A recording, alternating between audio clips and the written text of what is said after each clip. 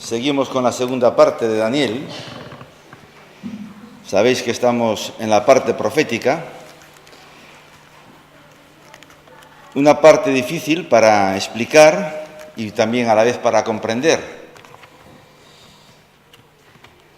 Y que es muy difícil, pues, de un vistazo, pues quedarnos con el mensaje, en este caso del capítulo 7, si es que en vuestras casas no os paráis muy detenidamente con este capítulo y con los siguientes, ¿verdad? Y también con el libro de Apocalipsis.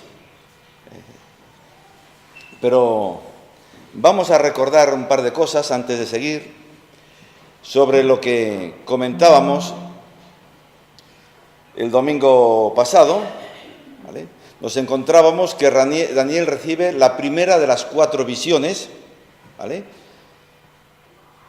Antes, en los capítulos anteriores, Dios había, pues, dado la interpretación de los sueños que habían tenido los reyes a Daniel, y Daniel había explicado a los reyes, ¿verdad? A Nabucodonosor y a todos los demás. Pero en este caso, no es así ya. Daniel, para conocer la interpretación, tiene que acercarse a uno de los ángeles, se cree que es el ángel Gabriel, el cual le va explicando todo eso que Dios le ha dado. Porque él lo que hace en el capítulo 7 es un resumen de toda la visión que ha recibido, ¿verdad? Y ve unas figuras, un león con alas, que viene hablando de lo que era Babilonia, el reino en el cual en ese momento, el imperio en el cual en ese momento estaba viviendo. Habla de un oso, también que se alzaba más de un lado que de otro, que se cree que eran los persas que tenían más poderío que los medos, y por eso ese alzamiento de ese costado, y también esas 3 costillas que llevaban la boca, pues también hablan de esos reinos que el imperio medo-persa había conquistado, como Asiria, como Egipto, como Babilonia, ¿verdad? También hablaba de un leopardo, que hablaba de agilidad, el oso habla de fuerza, el leopardo hablaba de agilidad, un leopardo muy especial, que tenía 4 cabezas, que tenía 4 alas, ¿verdad? Que habla de agilidad. Y así fue el imperio de Greco-Macedonio, ¿verdad? De Alejandro Magno, que en 10 años ha conquistado el mundo. Él murió muy joven, como dijimos, a la edad de 33 años. Y sobre las 4 cabezas hablan de cuando él murió, pues que sus 4 generales se han quedado con todo el imperio: Casandro, Seleuco, Ptolomeo y Limiaco, ¿verdad? Y después también se había parado ya un poco más porque se había encontrado con una bestia que él no sabía describirla. Una cosa muy rara, ¿vale? Y que por encima, esa cosa tan rara, pues tenía 10 cuernos. Y no solamente tenía 10 cuernos, sino que también estaba apareciendo otro cuerno. Es decir, que hablamos de 11 cuernos, ¿verdad? Y después también veía una sala de juicio, tronos, donde se iba a celebrar un acto de juicio, y que aparece un juez, que viene hablando que es el anciano de días, con barba blanca, vestiduras blancas, y dice que los libros fueron abiertos. Esto es para centrarnos un poco en lo que habíamos comentado el domingo pasado. Y ahora pues vamos a seguir pues leyendo lo que es en el versículos en el capítulo 7, para por lo menos coger una muy pequeñita noción de la Escritura, ¿vale? Y de la profecía. Porque aquí aparece un personaje que, aunque habíamos comentado de que el capítulo 2 y el capítulo 7 no son idénticos, sino que la revelación de Dios es una revelación progresiva, y en este capítulo 7 Dios le dio a Daniel más información y saca un personaje que en el capítulo 2 no se había revelado a Nabucodonosor, que es el anticristo, ¿verdad? Entonces vamos a leer el texto, los versículos 11 y 12, para ir viéndolos, y dice... Podéis abrir vuestras Biblias porque ahí solo va a salir este texto, esta parte de texto. Del resto no van a salir en pantalla los textos, entonces para poder acompañarme en la lectura. Y entonces miraba, a causa del sonido de las grandes palabras que hablaba el cuerno, miraba hasta que mataron a la bestia y su cuerpo fue destrozado y entregado para ser quemado en el fuego. Había también quitado a las otras bestias su dominio, pero les había sido prolongada la vida hasta cierto tiempo. Versículos 11 y 12 hemos leído, ¿verdad? Ahora vemos que la atención de Daniel se centra en un personaje, en el cuerno pequeño, ¿verdad? ¿Y por qué? Porque por la boca de ese cuerno estaban saliendo cosas verdaderamente atroces, blasfemias contra Dios. Y Daniel, pues, manifiesta un interés de lo que iba a pasar con ese personaje, ¿vale? Por el desafío que estaba generando contra Dios. Y este cuerno pequeño no es otro, para mí, ni más ni menos que el anticristo, ¿verdad? Quien representa la forma final que ese imperio romano que será restaurado en el futuro, ¿vale?, iba a ser eliminado. Y sigue diciendo que el texto, que la bestia fue ejecutada, y este es un juicio que va a ocurrir al final de la tribulación, es decir, al final de la semana, ¿vale?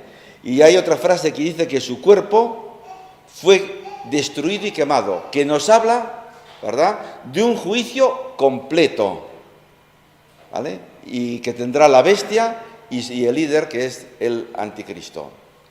Pero también hace una referencia, dice, pero les había sido prolongada la vida hasta cierto tiempo.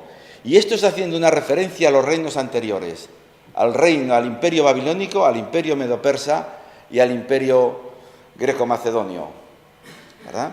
Y el hermano Carballosa sobre esto dice lo siguiente: ilustra el hecho de que los tres imperios anteriores fueron en realidad absorbidos el uno por el otro, pero el imperio de la cuarta bestia es destruido de manera catastrófica y judicial, tal como fue visto por Nabucodonosor en el capítulo 2.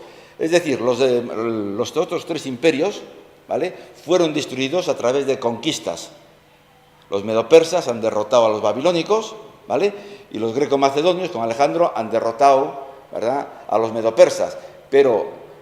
Y los medo-persas han sido derrotados por el imperio romano, pero este imperio romano que está por venir aún, ¿verdad?, va a ser destruido de una forma diferente a la que ha sido destruido el resto de los imperios.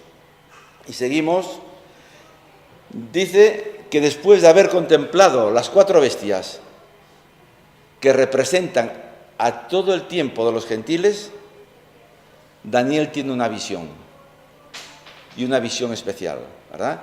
Y es la visión del Hijo del Hombre que aparece para establecer su reino. Y esta es la visión que tiene Daniel. Miraba yo en la visión de noche, y he aquí con las nubes del cielo veía a uno como hijo de hombre, que vino hasta el anciano de días, y le hicieron acercarse delante de él, y le fue dado dominio, gloria y reino, para que todos los pueblos, naciones y lenguas le sirvieran. Su dominio es dominio eterno, que nunca pasará, y su reino uno que no será destruido. ¿Verdad? El título, como Hijo del Hombre, el Hijo del Hombre, ¿verdad?, es un título que se refiere al Mesías y que el Señor se lo otorga a sí mismo cuando leemos los Evangelios, ¿verdad? Porque tal como vino, ¿vale?, dice Hechos capítulo 1, versículo 11, que así subió a la casa del Padre, y así está, ¿verdad? Y de este modo volverá a establecer su reino de gloria. El salmista dice: pero yo he puesto mi rey sobre Sión, mi santo monte. Yo publicaré el decreto. Jehová me ha dicho: mi hijo eres tú, yo te engendré hoy. Pídeme y te daré por herencia las naciones y como posesión tuya los confines de la tierra. Los quebrantarás con vara de hierro y como vasija de alfarero los desmenuzarás. El Hijo es presentado delante del anciano de días. Hermoso cuadro aquí del Padre y del Hijo, ¿verdad? Dice que le fue dado dominio, una referencia a su autoridad de gobierno para gobernar, ¿verdad? Dice que le fue dada gloria, que hace referencia a su dignidad como persona. Y dice también que le fue dado reino, que tiene que ver con la organización de su gobierno, porque este reino incluye a pueblos, naciones y lenguas, algo que nos sitúa en un aspecto, en una situación terrenal, y que nos enfoca ese reinado mesiánico del Señor que tendrá lugar, y donde además se dice que toda lengua, todo pueblo y nación se arrodillará delante de él y le adorarán. Como dice Zacarías en el capítulo 14, y voy a leer solamente el versículo 16, dice: y todos los que sobrevivieren de las naciones que vinieron contra Jerusalén subirán de año en año para adorar al Rey, a Jehová de los ejércitos, y celebrar la fiesta de los tabernáculos. Características de su reino, ¿vale? Ni su autoridad ni su poder serán disminuidos jamás. No serán quebrantados ni serán atacados, ¿verdad? En contraste con el resto de los reinos, como el babilónico, el medo-persa, ¿verdad?, el reino de nuestro Señor que Él establecerá jamás será destruido, ¿verdad?, por ningún poder, ni natural ni sobrenatural. Es posible, porque su reino habla que es un reino eterno. Y aquí podríamos hacernos una pregunta: ¿es posible armonizar el reino eterno de Cristo con la etapa milenial? Bueno, pues aquí es donde muchos teólogos pues tropiezan un poco, los amileniaristas por un lado y los premileniaristas por otro, porque la milenarista piensa que no va a haber milenio. Pero quiero compartir algo que el profesor Pentecost dice, y voy a leerlo. El amileniarista ve un conflicto aquí e insiste en que la eternidad del reino de Cristo no permite sitio alguno para un reino terrenal de 1000 años, ¿vale? Porque ella piensa que estamos en esta etapa. La razón por la que Calvino rechazó el punto de vista premilenial fue su concepto de que un reino de 1000 años anularía el reinado eterno de Cristo. Parece que no le encajaba que hubiese una etapa de un reino terrenal y después otra ya definitiva del reino eterno, ¿verdad? Si el premilenarista limitase el reinado de Cristo a 1000 años, su argumento de que su ficción es tan pueril que no requiere ni merece refutación. Sería verdad, sin embargo, este no es el caso. Pero me gustaría que buscásemos 1 Corintios 15, 24, para leer aquí unos textos.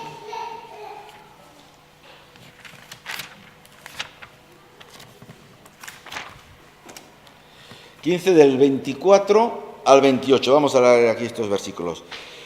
Pero luego que todas las cosas le estén sujetas, entonces también el Hijo mismo se sujetará al que le sujetó a él todas las cosas, para que Dios sea todo en todos. De otro modo, ¿qué harán los que se bautizan por los muertos si en ninguna manera los muertos resucitan? ¿Por qué, pues, se bautizan por los muertos? No me equivoqué, no, leí y empecé mal, ya estaba viendo que iba por otro camino, el 24, perdón, empecé en el 28, donde tenía que acabar. Luego al fin, cuando entregue el reino a Dios y Padre, cuando haya suprimido todo dominio, toda autoridad y potencia, porque preciso es que Él reine hasta que haya puesto a todos sus enemigos debajo de sus pies. ¿Os acordáis del Salmo 2? Y el postrer enemigo que será destruido es la muerte, porque todas las cosas las sujetó debajo de sus pies. Y cuando dice que todas las cosas han sido sujetadas a Él, claramente se exceptúa a aquel que sujetó a Él todas las cosas, Dios Padre. Pero luego que todas las cosas le estén sujetas, entonces también el Hijo mismo se sujetará al que lo sujetó a Él todas las cosas, para que Dios sea todo en todos. Y ahora os leo el comentario que hace el profesor Pentecost, que dice lo siguiente: en estas palabras el apóstol expresa el propósito final del reino teocrático, para que Dios sea todo en todos. Esto vislumbra la absoluta realización del propósito original en el establecimiento del reino teocrático, preparado antes de la fundación del mundo. Mateo 25:34. Una paráfrasis de los versículos citados en 1 Corintios 15, 24 a 28. Aclara el progreso del pensamiento de Pablo. El Padre ha puesto todas las cosas bajo los pies de Cristo. Pero cuando el Padre dice todas las cosas son puestas bajo los pies de Cristo, es evidente que el Padre mismo está exceptuado de esta sujeción, ya que el Padre mismo efectuó la sujeción. Y cuando todas las cosas sean finalmente sujetas a Cristo, entonces también el Hijo se sujetará al Padre, quien sujetó a Cristo todas las cosas, para que Dios sea todo en todos. Consiste en que Cristo une la autoridad que es suya como Rey con la del Padre, después que Él haya suprimido todo dominio, toda autoridad y toda potencia o potestad. 1 Corintios 15, 24. El propósito original de Dios era el de manifestar su absoluta autoridad, y este propósito se realizará cuando Cristo reúna la teocracia terrenal con el reino eterno de Dios. De esta manera, mientras el dominio teocrático terrenal se limita a 1000 años, que es suficiente tiempo para manifestar la teocracia perfecta de Dios sobre la tierra, su reino es eterno.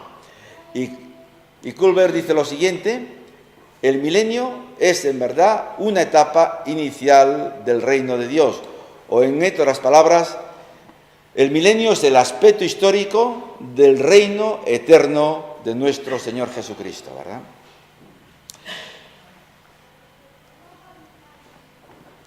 Y creo que el reino de Cristo tiene un arranque con lo que es, con esa etapa milenial, con ese reinado terrenal de 1000 años. En esa etapa se van a cumplir las promesas dadas por Dios a los patriarcas, porque aún no han sido cumplidas. Israel no tiene la tierra que Dios le dio, y se cumplirán pues en esta etapa. Van a suceder cosas con respecto al pueblo de Israel. Y dice el hermano Carballosa que durante la era milenial los atributos de la absoluta deidad de Cristo y lo de su perfecta humanidad serán plenamente manifiestos dentro de la estructura del tiempo, ¿verdad? El Señor Jesucristo será Señor y todo el mundo le rendirá adoración y alabanza, ¿verdad? Toda rodilla se doblará. Acordaos de lo que dice, creo que es en el libro de Colosenses. Versículos 15 y 16. Se me turbó el espíritu a mí, Daniel, en medio de mi cuerpo, y las visiones de mi cabeza me asombraron. Me acerqué a uno de los que asistían, a un ángel, y le pregunté la verdad acerca de todo esto. Y me habló y me hizo conocer la interpretación de las cosas. El ángel le explica, como decíamos antes, lo que significaba todas esas visiones que Daniel estaba percibiendo en ese momento. Porque Daniel estaba afectado por lo que estaba viendo, ¿verdad? Y deseaba de todo corazón conocer ese significado, lo que Dios le estaba diciendo a través de la visión. Y se acerca a uno de los ángeles, y fue así como Daniel ha recibido la interpretación de lo que estaba viendo, ¿verdad? Versículos 17 y 18. Estas 4 grandes bestias, le dice el ángel, son 4 reyes que se levantarán en la tierra. El primer imperio ya estaba levantado, que era el imperio en el cual él estaba viviendo, que era el babilónico, e iban a surgir el imperio medo-persa, que aún no había salido, ¿vale? El imperio greco y el imperio romano. Después recibirán el reino los santos del Altísimo, y aquí se refiere al pueblo de Israel, aquí la iglesia no consta para nada, y poseerán el reino hasta el siglo, eternamente y para siempre.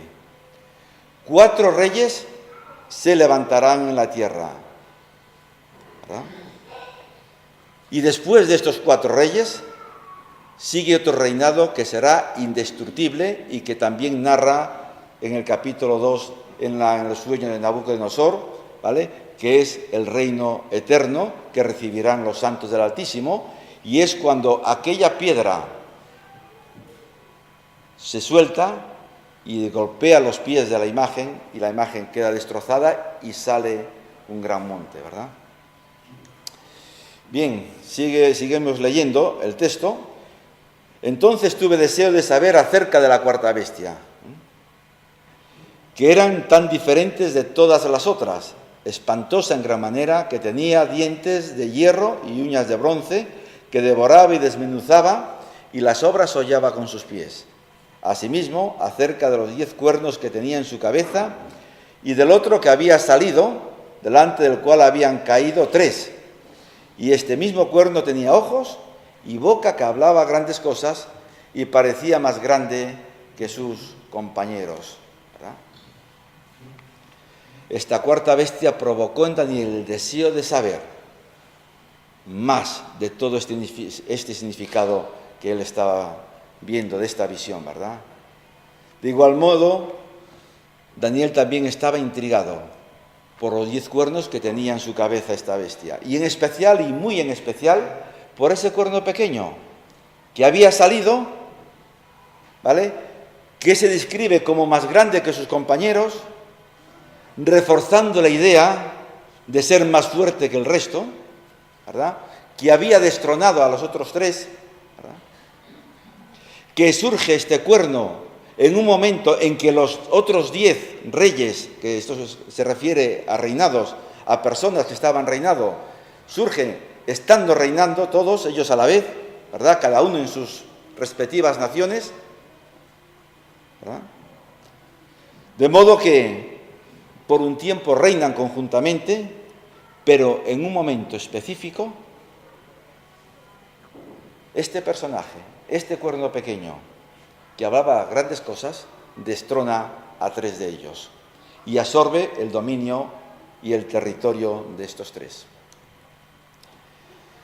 El versículo 21 y 22 dicen: y veía yo que este cuerno hacía guerra contra los santos y los vencía, hasta que vino el anciano de días y se le dio el juicio a los santos del Altísimo, y llegó el tiempo en que los santos recibieron el reino. El cuerno pequeño, el anticristo, es visto tal como aparece y como lo narra Juan en Apocalipsis capítulo 13, haciendo guerra y persiguiendo a la iglesia. Dice: y se le permitió, en Apocalipsis 13:7, hacer guerra contra los santos y vencerlo. Es decir, esta es una persecución futura, ya que el anticristo hará su aparición en un escenario, en la historia, en un tiempo futuro, y sabéis una cosa, y va a ser destruido en la venida gloriosa de nuestro Señor Jesucristo, ¿verdad? Amén. Y esta persecución que nos narra está profetizada también por el profeta Zacarías en el capítulo 14, que dice: he aquí, el día de Jehová viene, y en medio de ti serán repartidos tus despojos, porque yo reuniré a todas las naciones para combatir contra Jerusalén, y la ciudad será tomada, y serán saqueadas las casas y violadas las mujeres, y la mitad de la ciudad irá en cautiverio, mas el resto del pueblo será cortado de la ciudad. Después saldrá Jehová y peleará con aquellas naciones como peleó en el día de la batalla. Concluye con la venida visible, literal, corporal, judicial y en gloria de nuestro Señor Jesucristo. Y sigue diciendo Zacarías que los pies del Señor, tal como ascendió, se posarán sobre el monte de los olivos. Y Jesús también dice más cosas sobre esto. Dice: e inmediatamente después, este es en el sermón del monte de los olivos, cuando los suyos le preguntaron cuándo serán el fin de estas cosas, él está diciendo: e inmediatamente después de la tribulación de aquellos días, de esa semana que Daniel narra en el capítulo 9, el sol se oscurecerá, la luna no dará su resplandor y las estrellas caerán del cielo. ¿Os acordáis cuando leemos Apocalipsis 7, 8, 9, todas estas cosas? Y las potencias de los cielos serán conmovidas. Entonces aparecerá la señal del Hijo del Hombre viniendo sobre las nubes del cielo con poder y con gloria. Jesús les está hablando de la futura tribulación que va a venir sobre el pueblo judío y que también afectará a todas las naciones que estén en ese momento, ¿verdad? Y les dice, entonces los que estén en Judea escapen, huyan, porque la ira de Dios va a ser manifestada como ha sido profetizada por el mismo Señor Jesucristo. El reinado de este cuerno pequeño que aparece en la cabeza de la bestia va a terminar cuando intervenga el anciano de días, que pondrá fin a este personaje blasfemo, ¿verdad? Y seguidamente va a ser instaurado ese reinado milenial, ¿verdad? El reinado de nuestro Señor Jesucristo gobernando este mundo y este mundo obedeciéndole a Él, ¿verdad? Dice Calvert, el reino de Cristo no es representado como establecido sino hasta después de que la bestia final en la serie fue muerta y su cuerpo destruido y fue dada para ser quemada con fuego. Esto está en completa armonía con la profecía de Daniel 2. Allí el reinado de la piedra no crece gradualmente durante la etapa final de la historia profética de la imagen, sino que el reino de la piedra viene con fuerza destruyendo violentamente la imagen. Después de la destrucción de la imagen, después que el mismo polvo ha sido esparcido, la piedra se convierte en un gran monte y llena toda la tierra. ¿Os acordáis de todo esto, verdad? Que lo hemos tocado, del capítulo 2. Cuando esa piedra es cortada de forma sobrenatural y esa imagen tan asombrosa, tan espantosa, ¿verdad?, es destruida totalmente, hecha polvo y se convierte en ese gran monte, esa piedra que llena toda la tierra, ¿verdad? Vamos con los versículos 23 y 24. Dijo así, la cuarta bestia será un cuarto reino en la tierra, el cual será diferente de todos los reinos y a toda la tierra devorará, trillará y despedazará. Y los 10 cuernos significan que aquel reino se levantarán 10 reyes, y tras estos 10 reyes, y tras ellos se levantará otro, el cual será diferente de los primeros, y a 3 reyes derribará, ¿verdad? El ángel interpreta, ¿verdad?, toda esta visión que Daniel había visto, ¿verdad? Y esta cuarta bestia será ese cuarto imperio que va a ser restaurado en tiempos futuros, ¿verdad? Y se nos dice que nada tiene que ver este imperio con el imperio anterior, con el imperio romano, ¿verdad? Dice que a toda la tierra devorará, trillará y despedazará. Es decir, que va a generar un poder absoluto y dictatorial sobre toda la tierra. Se dice también en el texto que se le dio autoridad sobre toda tribu, pueblo, lengua y nación. Y aquí pues habla de la soberanía de Dios, porque este capítulo habla de la soberanía de Dios como Él controla todos los acontecimientos de la historia. Nadie más en la historia controla nada, solamente Dios, ¿vale? Y habla de su soberanía porque Él va a permitir que esta bestia por un tiempo, ¿vale?, ejerza un dominio como jamás en la historia se ha ejercido. Pero va a estar controlado por Dios. Dios es soberano sobre todas las cosas, ¿verdad? El ángel le explica también que sobre la cabeza ¿vale?, iban a brotar esos 10 reyes, que entre los 10 reyes surgiría uno que iba a derribar a los 3, ¿vale? Y este pasaje ejerce o tiene una gran relación con Apocalipsis capítulo 13.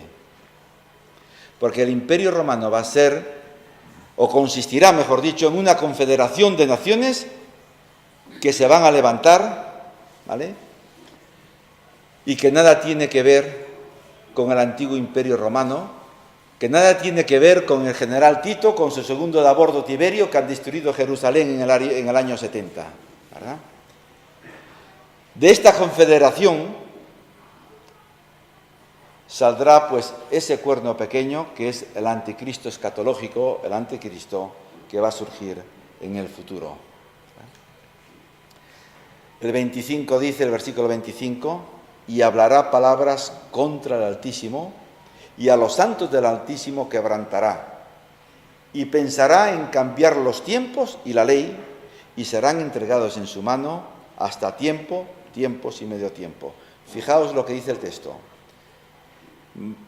Pensará en cambiar, es decir, en su mente está en cambiar dos cosas muy importantes, que es el tiempo y la ley, ¿verdad? Y habla pues de un periodo de 3 años. Sabéis que tiempo, siempre hablamos de periodos de 1 año, y medio tiempo son esos 3 años y medio.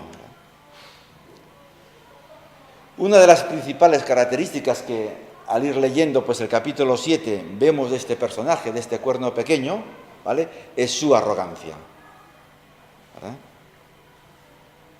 Este personaje tan arrogante recibe su poder de Satanás, hasta el punto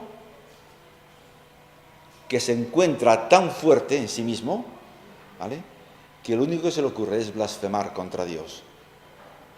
Y no solamente se limita a eso, sino que ordena una persecución como jamás ha habido en la historia de la humanidad hasta que llegue ese momento, ¿verdad?, de perseguir a los santos del Altísimo.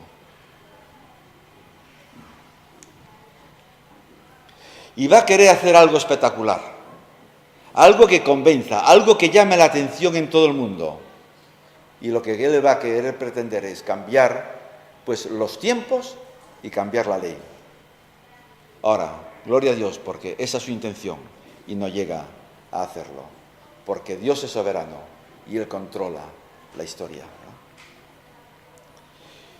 El versículo 26, los versículos 26 y 27 dice, pero, hay un pero aquí, y como sabéis, todos los peros en la palabra de Dios cuando leemos tienen algo importante que decir. Pero se sentará el juez y le quitará su dominio para que sea destruido y arruinado hasta el fin. Y que el reino y el dominio y la majestad de los reinos debajo de todo el cielo sea dado al pueblo de los santos del Altísimo, cuyo reino es reino eterno, y todos los dominios le servirán y le obedecerán. Pero se sentará el juez.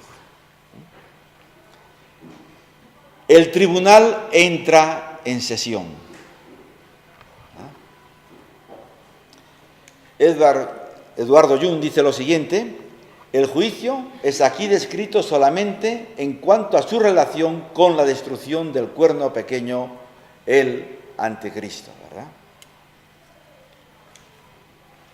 El cuerno pequeño será destruido y arruinado hasta el fin, es decir, completamente. No va a quedar nada de él, y podemos leer un poco en Apocalipsis 19, 20, un poco de esa narración. Dice, y la bestia fue apresada, y con ella el falso profeta que había hecho delante de ella las señales con las cuales había engañado a los que recibieron la marca de la bestia y habían adorado su imagen. Estos dos fueron lanzados vivos dentro de un lago de fuego que arde con azufre. Inmediatamente después de todo esto, el Señor Jesucristo establecerá su reino mesiánico, el reino milenial, el reino que tanto y tanto han deseado los hombres desde que es hombre, ¿vale? Ese reino de paz, de justicia y de santidad. Y el Mesías manifestará su gloria dentro de la historia. Y el último versículo, el 28, dice, aquí fue el fin de las palabras del ángel, de lo que el ángel le estaba explicando a Daniel, y también el fin del resumen que Daniel había hecho de esta visión. Y dice Daniel, en cuanto a mí, Daniel, mis pensamientos me turbaron y mi rostro se alteró, pero guardé el asunto en mi corazón. Y en el capítulo 12 también vuelvo a usar esta expresión, y guardé el asunto en mi corazón. Aquí concluye la interpretación dada por el ángel. Tanto la visión como la interpretación habían causado una profunda impresión en Daniel. Daniel había tenido un privilegio hermoso, maravilloso, de ver de una manera simbólica lo que Dios haría con los imperios de este mundo. Los tiempos de los gentiles comenzaron con la destrucción de Jerusalén en el año 586 a.C. y terminarán en la última semana que narra Daniel en el capítulo 9. Y llegará a su fin cuando el Rey de Reyes y Señor de Señores establezca su reino glorioso en la tierra, y después, acto seguido de ese tiempo milenial, aquí el reino eterno de Cristo sobre él. Ese reino será establecido con la presencia visible, corporal, literal y gloriosa de Jesucristo. Y esto es para gritar un amén, porque es la cosa más hermosa que Dios va a realizar, ¿verdad? Un reino estable donde habrá paz, donde habrá justicia, donde habrá santidad. El domingo pasado pues cerrábamos la reunión pues recordando algo práctico, y es que los libros fueron abiertos. Y no eran libros con páginas en blanco, sino que eran libros donde estaban escritas las cosas que hemos hecho los humanos. Y sobre esas cosas todos tendremos que dar cuenta delante de Dios del por qué, sabiendo lo que teníamos que hacer, no lo hicimos y hemos hecho otras cosas, ¿verdad? Pero aquí quiero sacar otra lección también para nosotros hoy.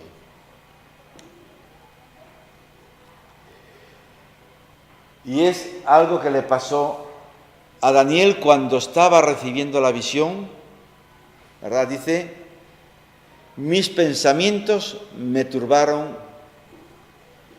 y me he alterado, ¿vale?, por lo que estaba recibiendo. Y yo me hacía esta pregunta a mí mismo, y delante de Dios pues más o menos contestaba, pero ahora te la voy a hacer a ti. ¿Qué sucede cuando el Espíritu Santo te está hablando a través de la palabra a tu vida? ¿Qué sucede? ¿Hay alguna alteración? ¿O es que todo en tu vida está tan bien? Tu vida espiritual, tu vida como hijo de Dios, como hija de Dios, es tan correcta, es tan perfecta que dices tú: me doy un 10. Y esta es la pregunta que yo me hacía a mí mismo. Porque la palabra de Dios habla. Bueno, habla si es que la abro. Habla si es que la leo. Habla si es que la estudio. Por sí sola, así encima de la mesilla o en el mueble, no habla nada. Sí me habla un poco la creación de Dios, que veo su creación y digo, pues cuán grande es Él. Pero la voluntad de Dios está aquí.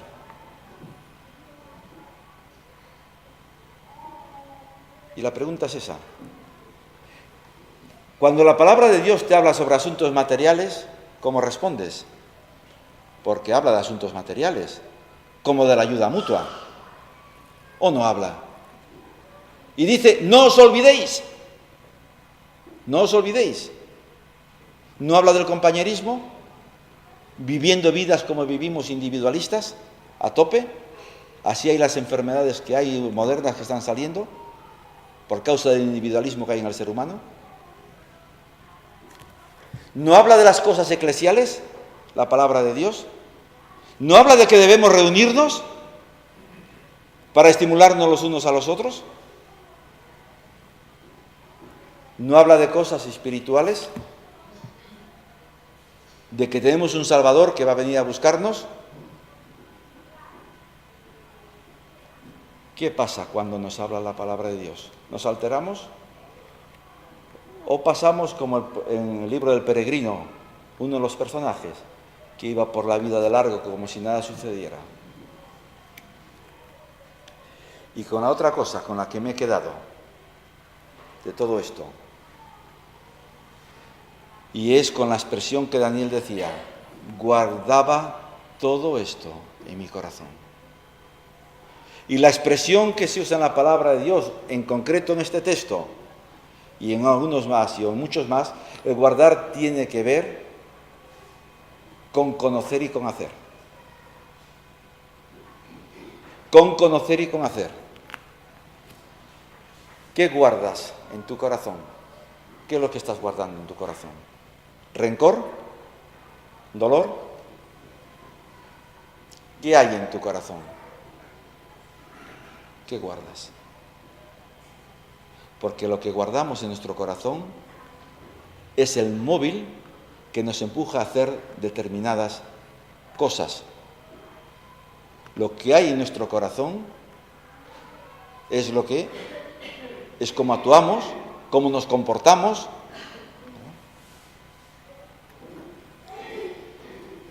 Pero guardé el asunto en mi corazón. Aquí no se ve bien la imagen, está un poco oscura, pero se ve una tirita aquí, se ve ahí como una otra venda en la imagen.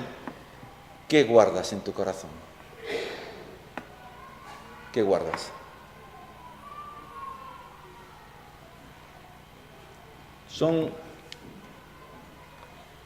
¿Qué sucede con tu vida cuando Dios te está hablando a través del Espíritu Santo? ¿Y qué guardas en tu corazón? ¿Qué guardas? Vamos a ponernos de pie.